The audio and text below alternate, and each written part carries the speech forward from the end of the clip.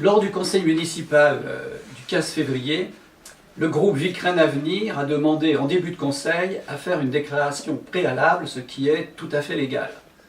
Le maire s'y est opposé avec véhémence, un débat houleux s'en est suivi, et à la fin, nous n'avons pas pu nous exprimer.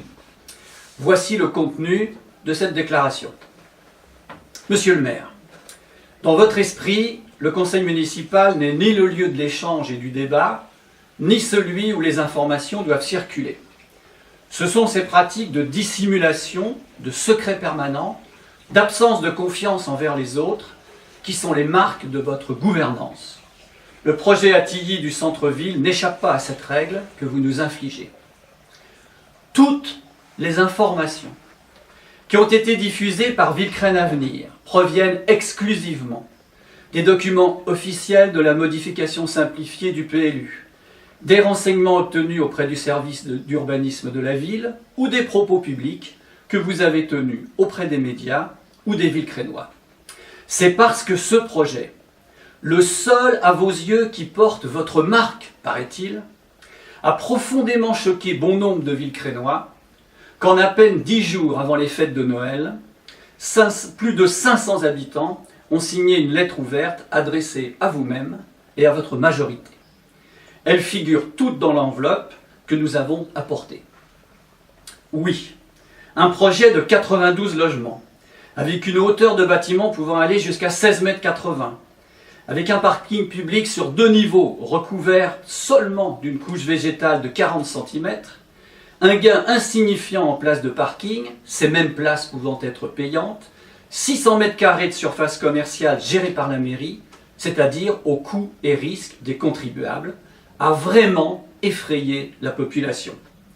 Nous savons bien que vous ne voulez pas être réélu, mais affirmer avec outrecuidance au conseil municipal du 10 janvier que le marché de Villecreine, ouvrez les guillemets, est en plein dynamisme depuis 2015, a fait sursauter bon nombre de vos colistiers et inquiéter beaucoup de Villecreinois sur votre rapport avec la réalité. Pire encore, il n'y a aucun plan, aucune vision de ce que pourrait être un vrai centre-ville de Villecreine rénové. D'ailleurs, le premier projet que vous aviez soumis au Bâtiment de France était si mièvre, si pauvre, qu'il a été entièrement retoqué et que l'administration vous a conseillé l'accompagnement d'un architecte paysager de la Direction générale de l'équipement pour vous indiquer sur quelle piste vous deviez travailler. La COGEDIM elle-même a suspendu pendant un temps l'intervention de ses équipes d'architectes et de techniciens sur ce projet. Plus grave, elle n'a jamais été approchée par vous pour émettre la moindre suggestion sur un projet global. Vous nous avez demandé lors du dernier conseil municipal de vous fournir les noms des participants étrangers du jumelage au dernier marché de Noël qui avaient osé faire part de leur grand mécontentement quant à l'accueil qui leur avait été réservé. Nous n'avons bien sûr pas cédé à ces pratiques funestes d'un autre temps et nous ne vous communiquerons pas nos sources. Que tout le monde soit certain que sur tous ces sujets, elles sont fiables. Nous sommes transparents et vous transmettons ces lettres ouvertes. Devant tout le conseil municipal, nous mettons en garde contre toute mesure de rétorsion que vous pourriez exercer à l'encontre de l'un quelconque des signataires. Au final, ce sont ces pratiques que nous dénonçons qui vous ont obligé à une reculade manifeste, ce dont les Villecreinois ne se plaindront pas. Il y aurait un niveau de moins, 79 logements, 72 places de parking privé sur un seul niveau et 17 places de parking en surface, dont vous n'avez fourni aucune information sur leur emplacement. Beaucoup de problèmes restent patents. Avec ces 79 nouveaux logements, 600 m² de commerce, pour un gain avéré de 32 places seulement de parking, quel va être le niveau d'engagement de la ville, l'augmentation de la pollution?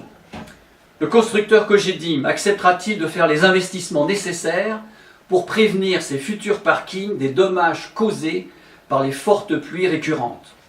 Compte tenu du système hydrographique de Villecreine, la responsabilité de la ville ne devra pas être engagée par rapport aux infiltrations possibles survenant lors des inondations. Les voitures se garant dans le parking public devront être protégées de ces risques. Ce point sera fondamental à respecter. Comment accueillir dans les écoles les enfants des familles qui s'installeraient dans cet immeuble? Pour des raisons de sécurité, un passage souterrain sous la RD 33, rue d'Agorneau, est absolument nécessaire pour la traversée des écoliers et leurs accompagnants. Quelles sont les réponses apportées en termes d'offres, de soins et de services à la population? Comment lancer un tel projet sans qu'aucune étude d'impact n'ait été effectuée au préalable? Apporter des réponses à ces questions signifierait que la municipalité ait une vue d'ensemble de ce qu'il convient de faire, à chaque Villecrénois, de se faire une opinion sur ce sujet. Quant à la vidéo projetée durant les vœux, avec un arrangement sur les perspectives et les dimensions, elle n'apporte pas de vraies réponses à nos questions justifiées. Vous avez reculé. Mais la bataille du centre-ville de Villecresnes est encore à mener et à gagner. Avec la population, nous sommes constamment vigilants sur tous les points que nous venons de mentionner. Notre ville, qui pourrait être si agréable à vivre, ne le mérite-t-elle pas?